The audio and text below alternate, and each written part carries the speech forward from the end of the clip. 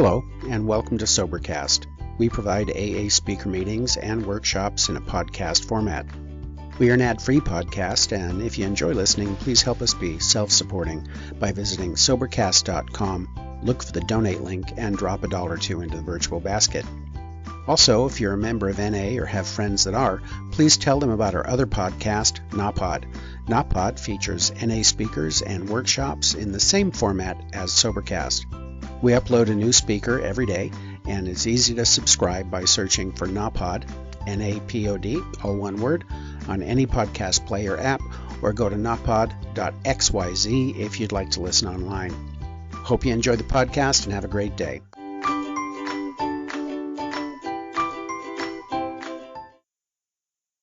Good evening. My name is Bonnie. I am an alcoholic. I'd like to tell you that I'm nervous. I'm not nervous, but I am, as you can tell. I went from being petrified to an anxiety attack to being nervous. And I heard a tape today, and the gentleman said he was nervous when he spoke for a long time until he realized God was always holding his hand no matter what he did.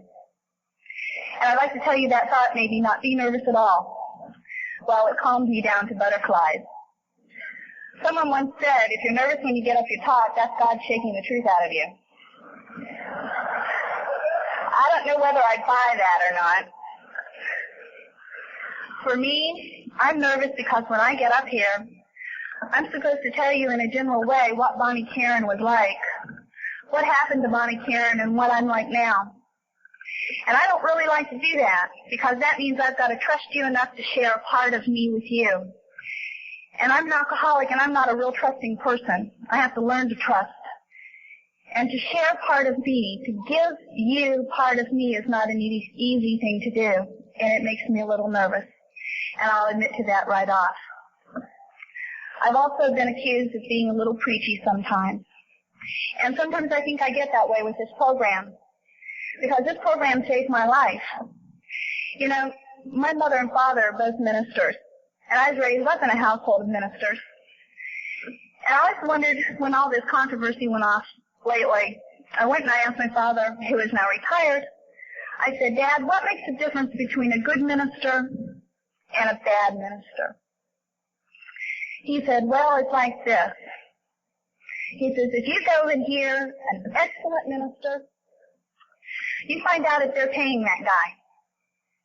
And if they're not slipping him any money, and he's fantastic and he's vibrant, you got a real good indication he believes everything he's saying to you.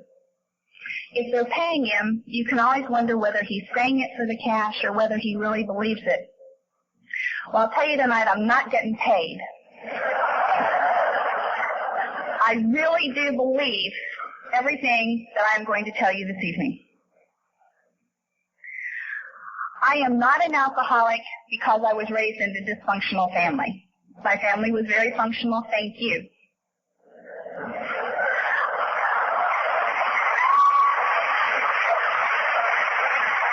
I am an alcoholic because I drank too much, and the actions and reactions to my drinking caused my life to be in a horrible mess. Don't get me wrong, I'm not knocking psychiatrists or counselors or anything like that. The big book tells me that there are times when there are other problems than alcoholism, and I need these people. What I don't believe in is the dysfunctional family theory, and I'll tell you why right off the bat. According to them, I don't know of one family in the United States today that isn't dysfunctional.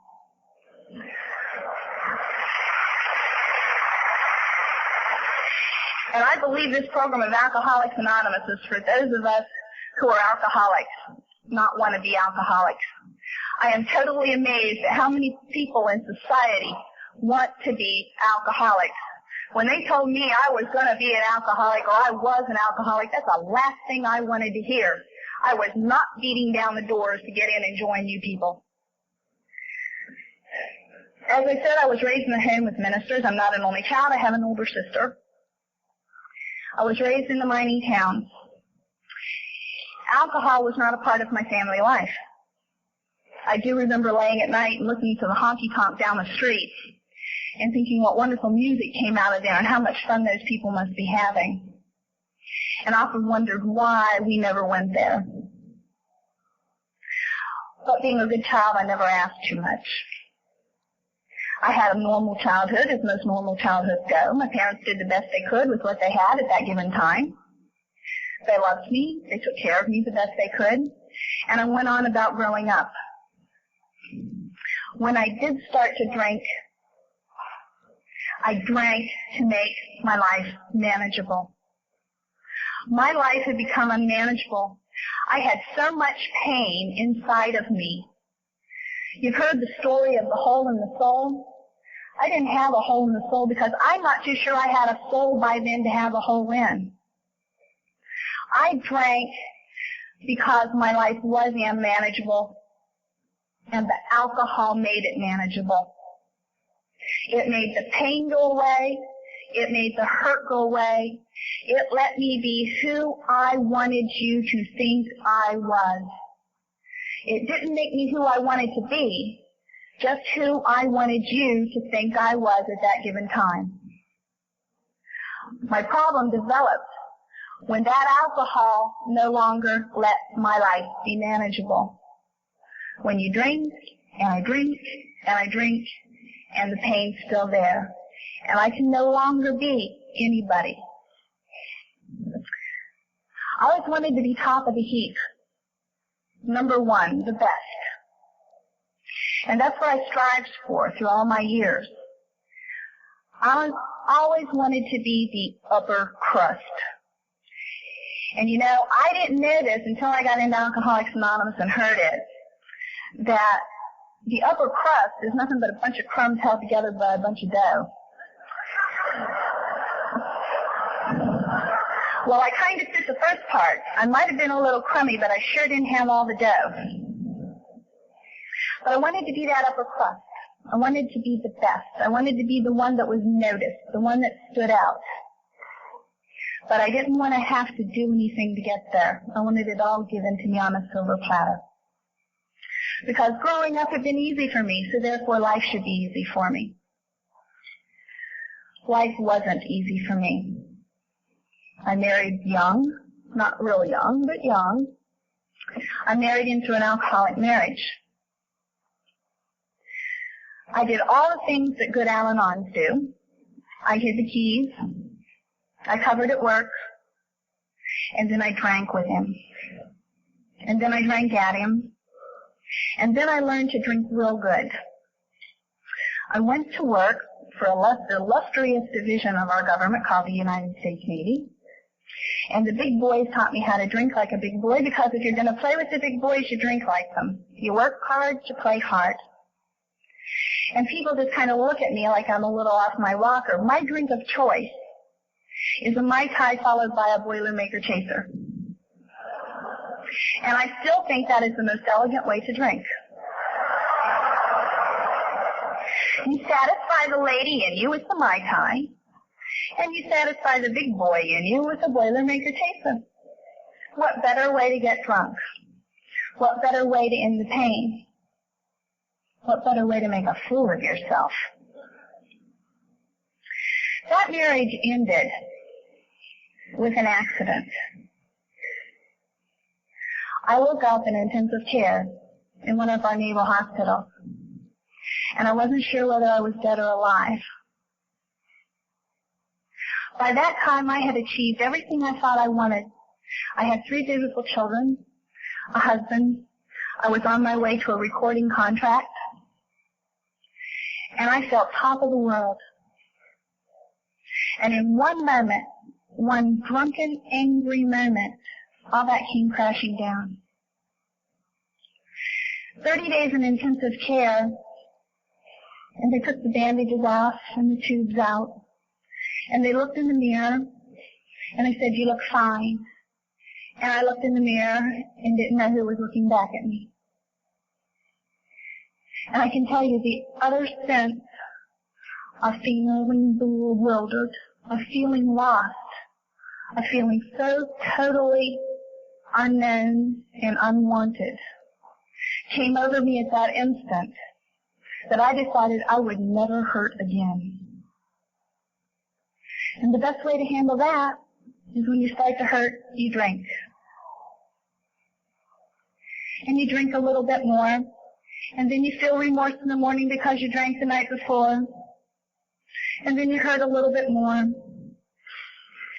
And I had a real dear friend who said, listen, this marriage is over, but you still have to deal with a lot of things. Why don't you go back to Al-Anon?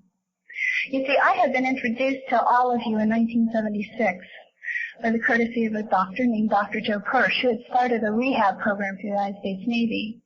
They had sent my husband there. And as a good, faithful wife, I went along, too, for the family program. And I always got tickled at Dr. Kirsch, and someday I'll be able to shake his hand and tell him thank you. Because he planted the seed, I'm sure God sent him to plant that seed. After talking to me one day, he said, honey, don't ever pick up that first drink or you'll be in the rooms with us. And I really didn't quite believe him. But the man was right. You know, I guess it takes someone to spot an alcoholic to set him straight, and it didn't set me straight then. But this friend knew that I knew about Al-Anon, and they sent me back to Al-Anon. And I sat in the Al-Anon rooms, and I listened, and I listened, and I listened. And I was telling some people today that it was one of those glorious blame-it-on sessions when you get a group of newcomers who sit around and want to blame all their problems on their husbands. And one young girl was talking about how horrible her husband was, the way he drank, how miserable it was. And the thought crossed my mind, what do you have to complain about? I drink that way. That's not how an alcoholic drinks. If you had been in my place, so I went to someone and I said, do you know what I heard? I heard da-da-da-da-da-da-da-da, and that's how I drink. And how dare they say, they stopped me real quick and they said, sweetheart, why don't you, next meeting night, come up and sit in our room? If you can relate to what's being said, and you can understand the feelings that are coming across, there's a real good chance you belong up here with us. Now, I'm going back to this people who want to be an alcoholic. The last thing I wanted to do was come up here and sit with you alcoholics. Now, by this time, I knew that you weren't the little bums out on the street. By this time, I knew that most of you were living fairly decent lives. But just the thought of that brand, you know, I didn't want somebody to put that big A on my forehead and make me walk around town. I was scared to death of what my boss would think.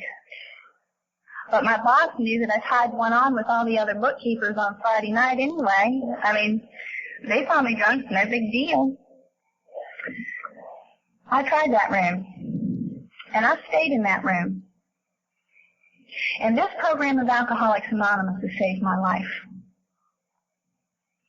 And I do get preachy about it, because I don't like people messing with the program of Alcoholics Anonymous. To me, the program of Alcoholics Anonymous is the way it was written down in the first 164 pages of the big book. Everything I need to know is right there. When I decided to come in these rooms of Alcoholics Anonymous, I heard get a sponsor, get a sponsor, get a sponsor. I picked the meanest looking person I could find at the end of that table. A fiery redhead who had a temper to go with it. And bless her heart, she knew where I was coming from. She sat and talked to me for a whole day. I don't even remember if we ate that day. I know we drank a lot of coffee. And at the end, she says, do you have a big book? I said, yeah. She said, give it to me. I gave her my big book. She ripped out the first 164 pages of that big book and handed it back to me and threw the rest in the trash can. And she says, honey, this is the program of Alcoholics Anonymous, and this is what you're going to work with. When you're ready to try to relate to the stories in the back, I'll buy you into the big book. I thought the audacity of this woman. But do you know, this woman sat down with me and said, this is the way we're going to do it, and we aren't going to play around. Let's get busy with steps 1, 2, and 3. Have you done them? Yes. Let's go over them. And she did. And she said, now let's go to step 4. I said, I don't want to do step 4. Now, she wasn't one of these, we'll do step 4 when you're ready. She says, we're going to do step 4, and you're going to be back here next Saturday. The guys are all going down to work in the field and chop the trees, and we're going to do step 5. I did that inventory to the best of my ability. I did it the way the book said to do it. And I was scared. And I felt like a load was lifted off of me. And this sponsor got me into service work real quick. Now, at this time, I was in the state of Florida, and they do things a little differently down there than what a lot of people are used to. And she believed in hauling me off immediately. We went to halfway houses. We went to slum meetings. And I did unusual things. I was given the honor and the pleasure of cleaning out ashtrays. And when I was well enough, they gave me the honor and the pleasure of picking up coffee cups. Now, see, I thought I was ready to go straight to handing out chips or something. And somewhere along the line, they thought I needed to clean up ashtrays. I look back on that now as a healing process, because with some of those old-timers who stay around and clean up ashtrays too, it was then that I learned the certain little gems, the experiences, the strength, and the hopes that these older people in the program shared. The one-on-one. You know, when I came into this program, I was in pretty bad shape mentally. Now, let's get real honest. I was in real bad shape mentally. I could go to work. I could function. I could clean a house. But see, when I had my accident, they rebuilt part of me. And sometimes the little things up here, there's a lady in AA, Peggy, that talks about how these little things talk to these little things. And she says a lot of people who mess around and they're real bad alcoholics, sometimes when they go like this and they don't connect. Well, my little things still talk to my little thing, but they couldn't connect. And they had to find new paths. And I'd be eating and pick up a fork and couldn't remember if I was picking up the fork or putting the fork down. When I came out of that 30 days intensive care, I could not talk. I had severed one vocal cord and damaged another one. And they told me if I whispered for the rest of my life, I would be lucky. I still stutter sometimes when I get real nervous, and it's real high anxiety. People who know me real well catch me real quick and calm down, what's bothering you? You know, I read a statement the other day. It said, I am the biggest monster, and I'm also the brightest miracle that I've ever seen in my life. And that's how I feel about myself. But my little things don't talk to my little things sometimes. And I get off on tangents and I go here and there. And my sponsor knew that. My sponsor understood. So she laid down things I could do, basic things. And she would call me in the morning and say, what are you wearing to work? Have you put supper out? Did you make sure to pack your husband's lunch? And after a while, these things got a little monotonous. And I finally went to her and I said, why do you call me all the time with this simple stuff? And she says, oh, you must be getting better. You're getting angry enough to come ask me. If you ask me, that means you remember. If you remember, you must be getting better. I felt I was getting better. And I got transferred. The whole family got transferred. And I came to an area where sobriety was different. Now, for those of you who live in one area, get sober in one area, and have your roots ripped out from underneath of you, and you go to a new meeting and it's altogether different in that area, hang on. You'll find the right meeting. Don't give up. It's there somewhere. See, I wanted to give up when I couldn't find the same thing I'd had in Florida. I wanted to give up completely, but I didn't. I had enough people in my life who wouldn't let me. Now, I'd like to tell you that I moved to this area we went to, and life was rosy and kind. Everything went well. I developed such magnificent knowledge of the program of Alcoholics Anonymous. Well, that's not quite true either. I kind of flitted from sponsor to sponsor. Have you ever heard of a sponsor butterfly? You know? They're the ones of us who split from sponsor to sponsor to sponsor to sponsor because we really can't find what we're looking for, what we had before, that relationship, that knowledge, whatever. And then I got into the educated meetings. I was an alcoholic. I went to AA. I was married to a recovering alcoholic. I needed Al-Anon. I came from a dysfunctional family. So this other person over here sent me to ACLA. Do not get me started on ACLA.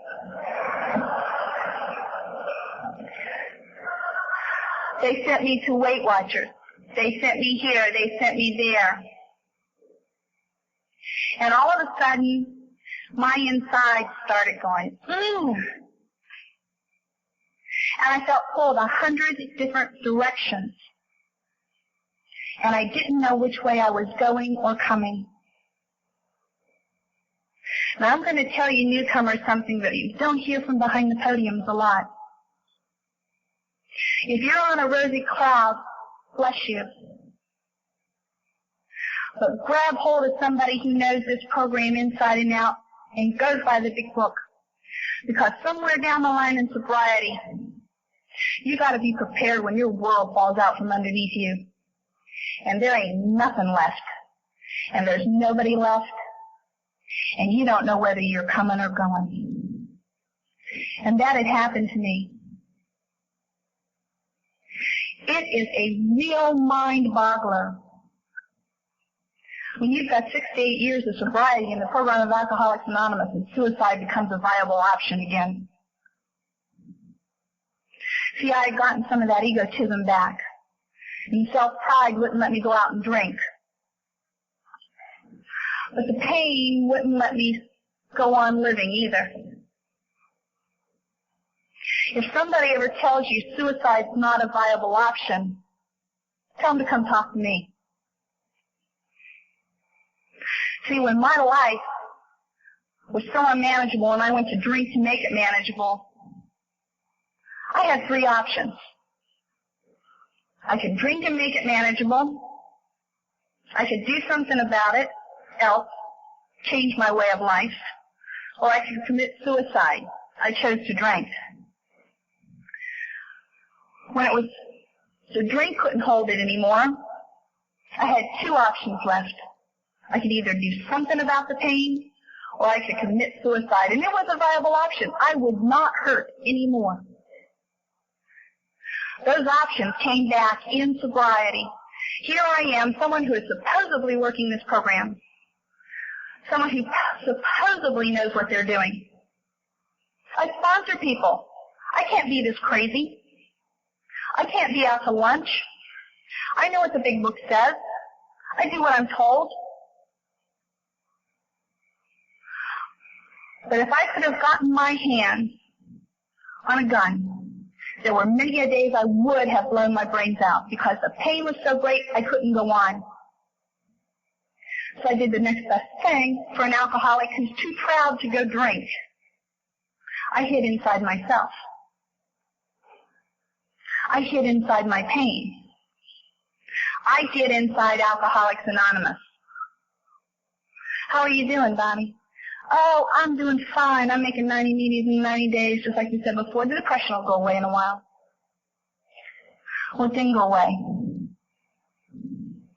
And I kept looking for that one person who I could connect with that could say, I understand that you're hurting, but there is a solution.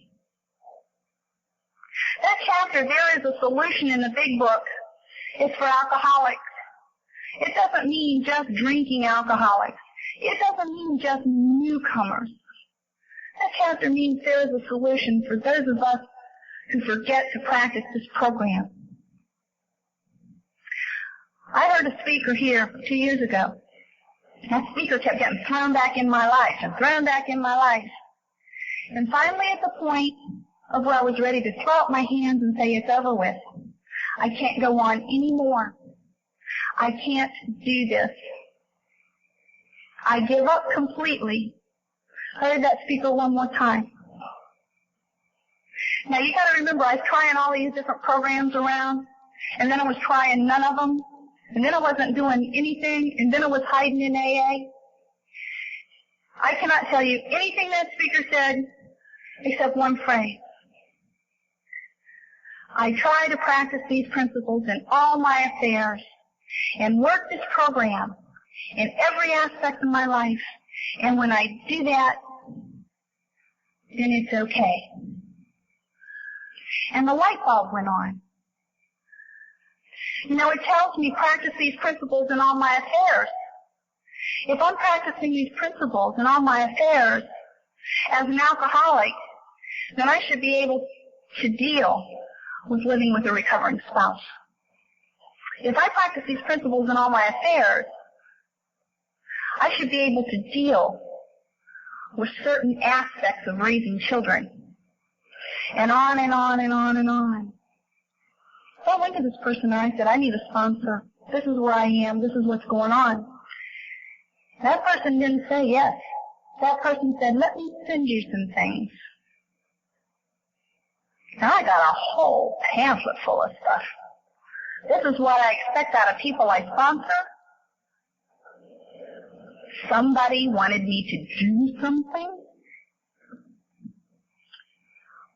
I'm not a newcomer here, you know. I don't have to do this. Yes, you do. How badly do you want what I have? Real bad. I want that solid marriage. I want that gleam in the eye. I want the smile on the face. I want the peace of mind. I don't want the pain anymore. And I once again, at 8 years sobriety, 8.5, became willing to do what is ever necessary to get to that goal, to get to where that person was in sobriety. And I'd like to tell you that has been an easy road. It has not. What I had to do was go back to the big books of Alcoholics Anonymous and start from the beginning. I did another 4-step inventory and dealt with all the garbage that I'd never dealt with before. That I had to trust one person with every bit of me. Now, even in sobriety, with a sponsor, that's not easy. And when I was working on that 4-step inventory, I reached a point, and I let that inventory sit for like 4 days, and I finally called up my sponsor and said, I can't do this.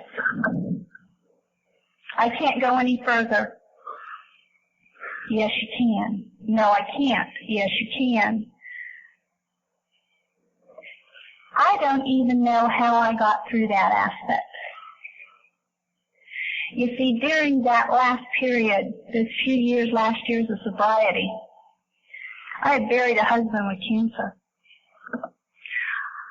I had been locked in a home, basically, for 6 months and 1 day with a man who was recovering in this program of Alcoholics Anonymous and dying, and he knew it.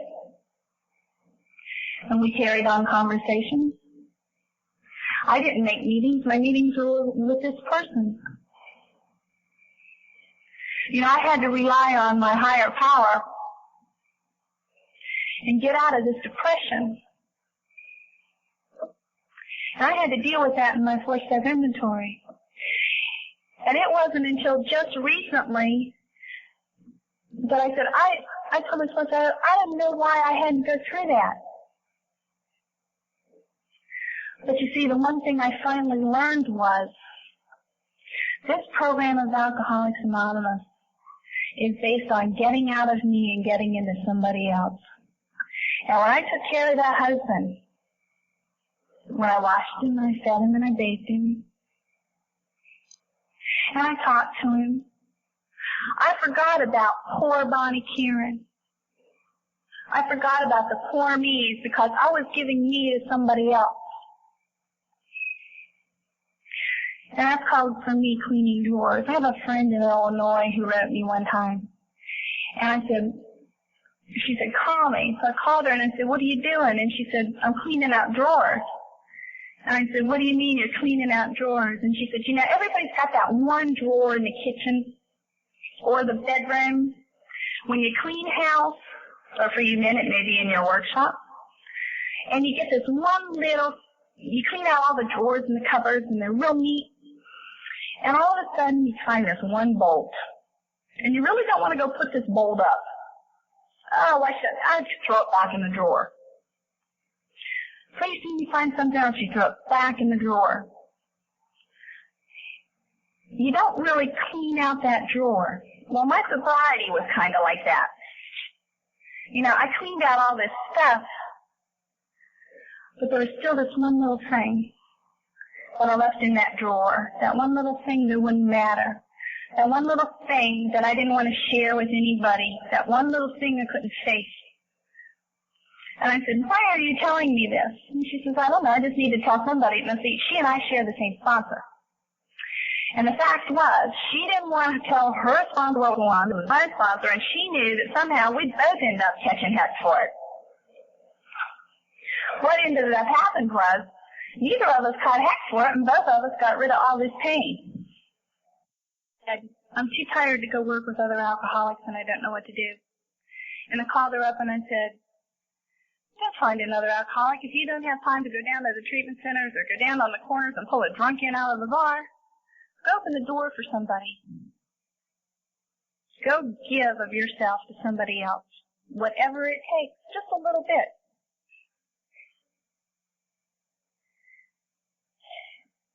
I was laughing tonight while they read How It Works. And I thought back the first time I heard those steps of Alcoholics Anonymous. I thought, what a crock of garbage. How can 12 little steps change everything? Well, those 12 little steps don't actually change everything. Those 12 little steps are a tool I use to change Bonnie Karen. See, my disease is threefold. It's physical, it's mental, and it's spiritual. If you have 30 days sobriety, if you have 30 days in here without drinking, physically wise, you are as sober as I am here standing before you with almost 10 years. That's not the part I have to worry about. The part I was having problem was with the spiritual. See, I got the mental straightened out. Doctors told me what I could expect and how to deal with it and how to work around it. They told me that there would be obsession. And I dealt with all of that. But what I didn't deal with was the spiritual. Now, I'm not going to preach God to all of you. I'm not going to preach religion to any of you. To me, there's a big difference. There's a whole lot of religious people who aren't spiritual. And there's a whole lot of spiritual people who aren't religious. And this program is based on spirituality. And it took me a long time. I kept saying, okay, it's based on spirituality. What is spirituality? Somebody give me a definition. You tell me I don't have to believe in the same God, the same way, the same thing I had when I was growing up.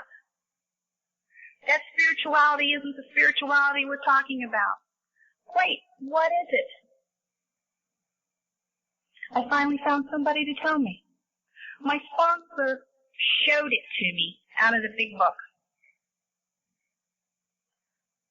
Spirituality for the program of Alcoholics Anonymous is service to others and giving to others. Giving of yourself, expecting nothing in return. And if you think that's easy, that's one of the hardest things I have to practice. It's real hard. to do something for somebody you're mad at.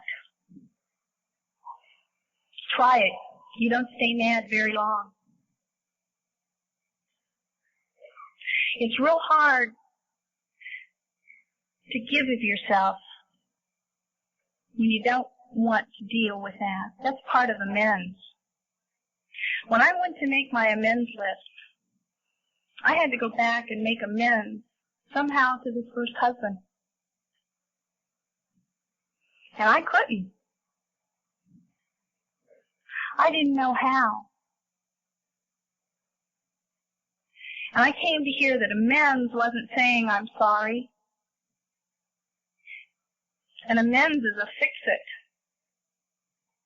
You broke it, baby. You go out and fix it somehow. One way or the other. And I did. I fixed it where it hurt the worst for me. I did it in a monetary manner. I did something for somebody else in that person's name in a monetary fashion. And you know something? The hate and the resentment and the hurt from that accident went away. It didn't go away overnight. I felt better after I sent that check out. When I sat back and looked at it just recently, there's no hate and animosity there. And that's a good feeling because I've lived with that for over 10 years. Now, I'm not going to go back and dig up all of that with him ever again. That's dealt with. And I don't like to make amends because that means I have to go to somebody or do something and put myself on the line, and I don't like being on the line. See, I don't like being an alcoholic. I'll admit to it, I'll accept it, and I'll work at getting better. And see, I don't have to work at not drinking. I don't drink today.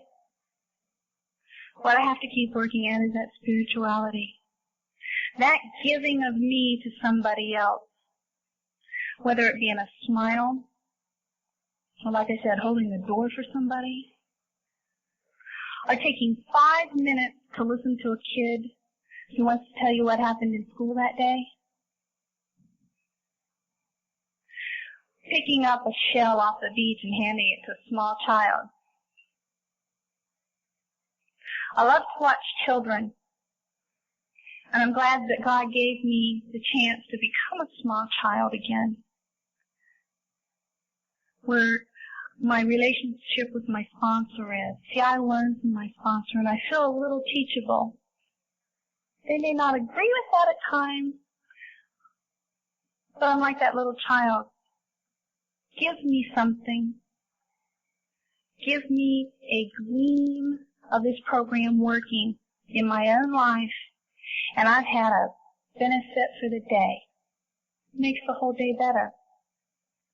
Now, those of you who thought you were going to get real lucky tonight and hear the story of St. Doug, you're out of luck. See, I'm married to this gentleman who does the taping. But I don't know about his drinking. We've only been married 2 years. We met in this program. We married in this program. I will tell you this. Do I work this program in the marriage every day of my life to the best of my ability? Do I work this program every day of my life to the best of my ability with my children? With my friends? Probably not as much as I should. Some days I'm great at it. Some days I fall very, very short. And that's not because I'm an alcoholic. That's because I'm human. Do I turn everything over to God? No. You see, God, if I have a problem with my family, I'm not going to turn them over to God. I've got to give them right back to me and say, man, you deal with them. I don't want to mess with them right now. They're your problem, sweetheart. You deal with it. There's a place in our big book that tells me that what I do is I get up for the day. And I say, okay, God, here I am today. And I go about doing my due.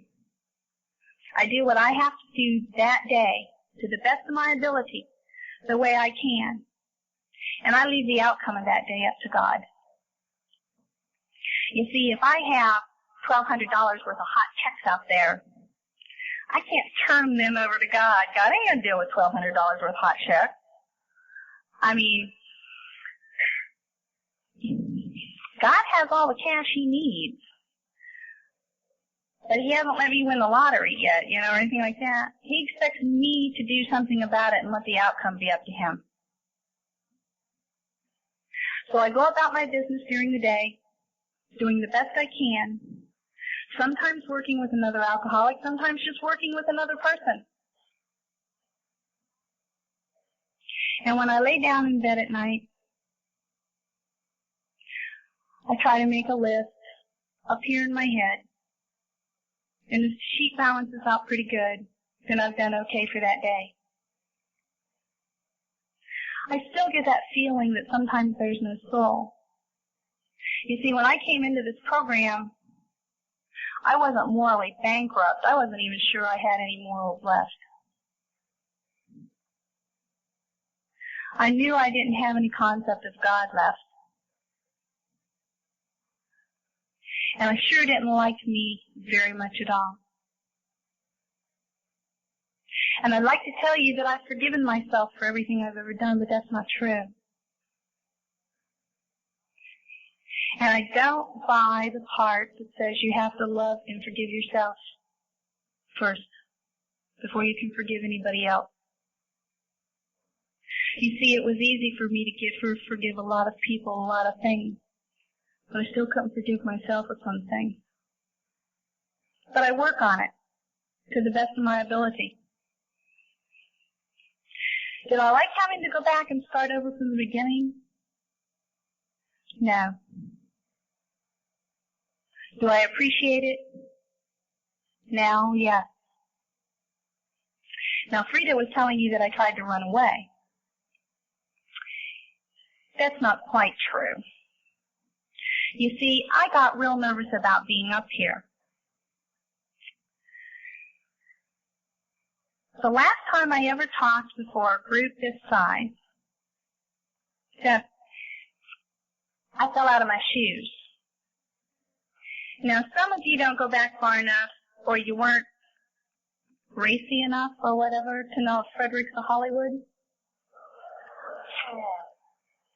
They used to have these 6-inch stiletto heels. Now, they've got me on a little box here, because if I step off, you can't see me behind this podium.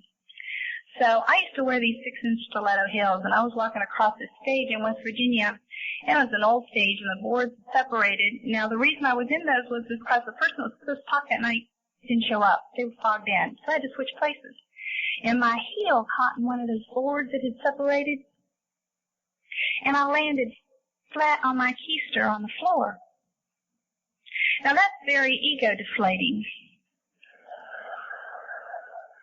And I thought, I can never do this again. And I did it again. I got up in front of people, no problem. You see, I haven't been in front of a lot of you for a long time because I walked into a meeting to speak one night, and the chairman took me aside, and I was told, well, you don't tell anybody here what they have to say, but in this meeting we don't like to talk about the steps. And in this meeting we really don't like to hear about the traditions. We like to be entertained a little bit. And my mind's going 90 miles an hour. What am I going to entertain these people with? Because some of the things I did while I was drinking is absolutely nobody's business. And then the kicker was, oh, don't mention God. You may scare off the newcomers. And I grabbed my purse and said, don't mention my name. I'm out of here. Go find yourself another speaker.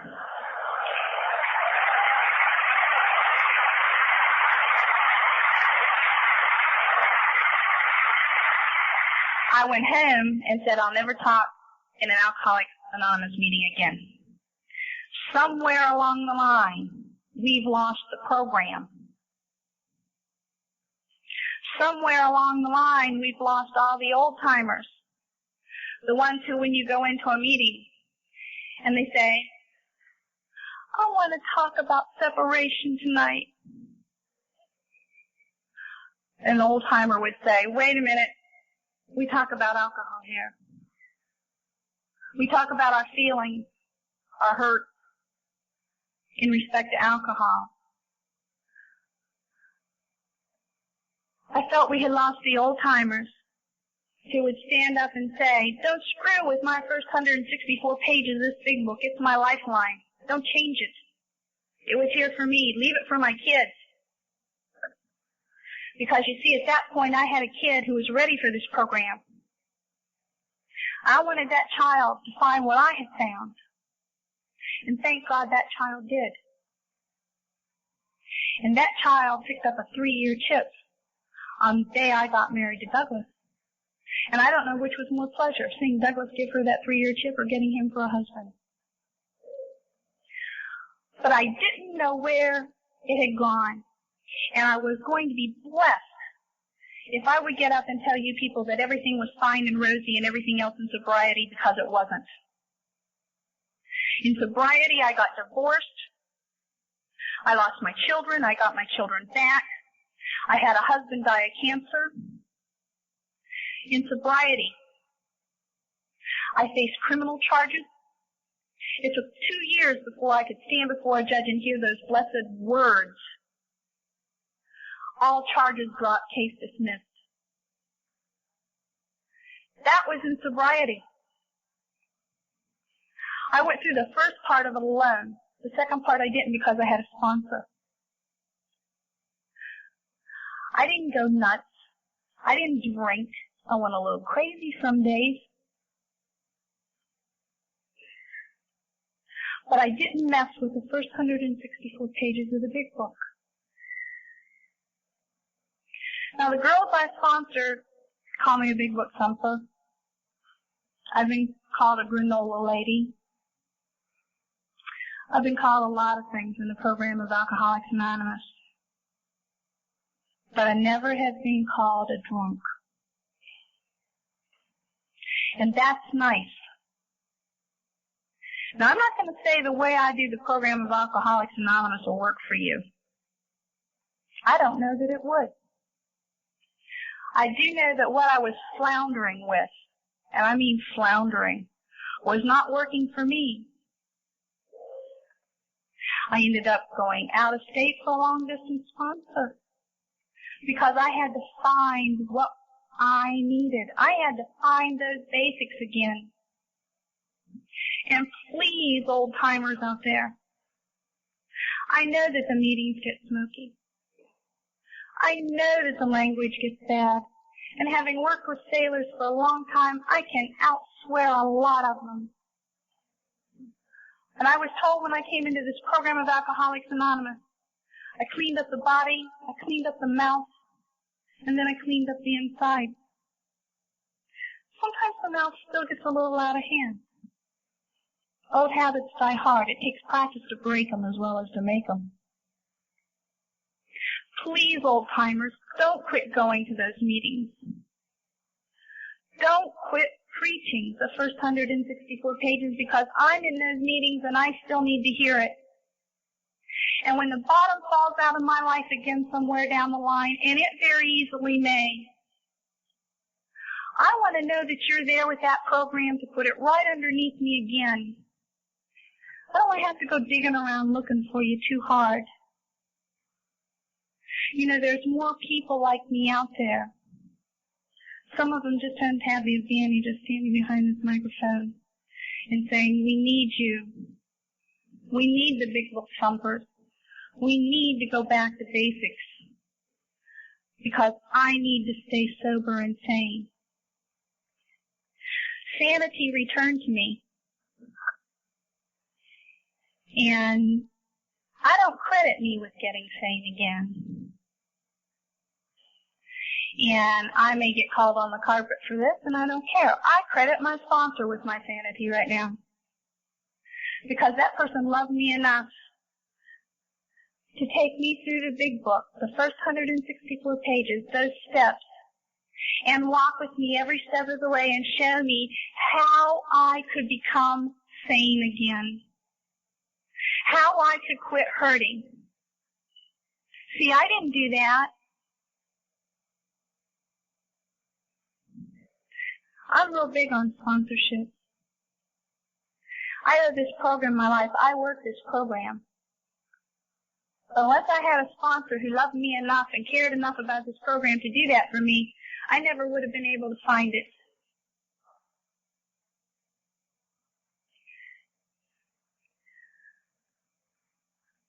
I'm not going to say that your program's wrong.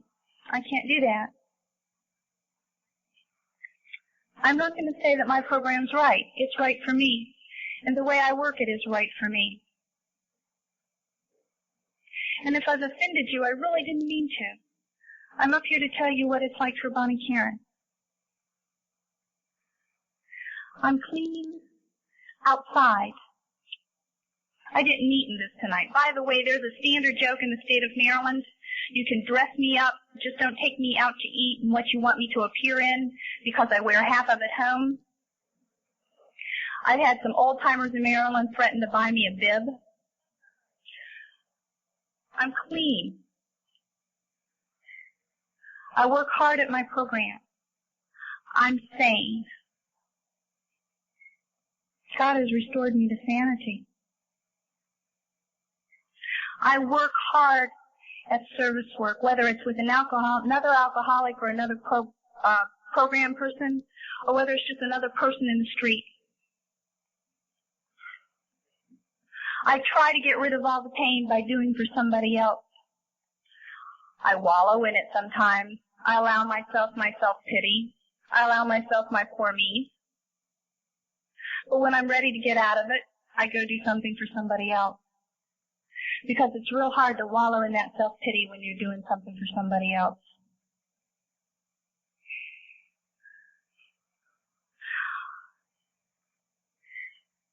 If I haven't said anything tonight that means anything to anybody, that's okay. I got real nervous when I was told I'm up here for one person. Not necessarily me. There may be one person out there who needed, like I did that night I heard my sponsor, one fragment of what I said. If you could have gotten anything out of what I said tonight, fine.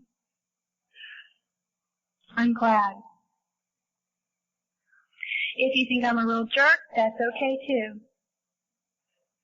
If you didn't get anything, if you cannot relate, if you don't understand about the pain that I've talked about, that's all right too. I only want you to hear one thing from me if you've got nothing else out of this.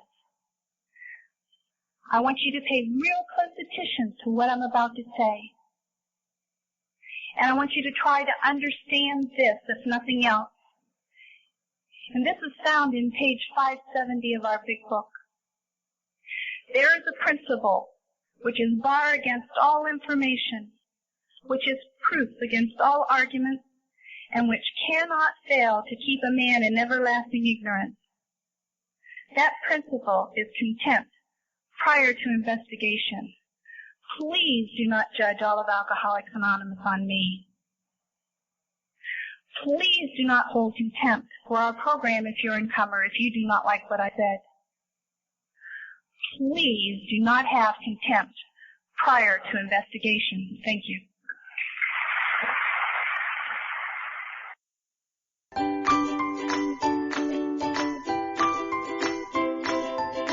Thanks for listening. I hope you enjoyed the podcast. Sobercast is ad-free, and we'd like your help in order to keep it that way. So if you'd like to help us be self-supporting by pledging $1 or $2 a month, visit Sobercast.com and look for the donate links. Thank you very much.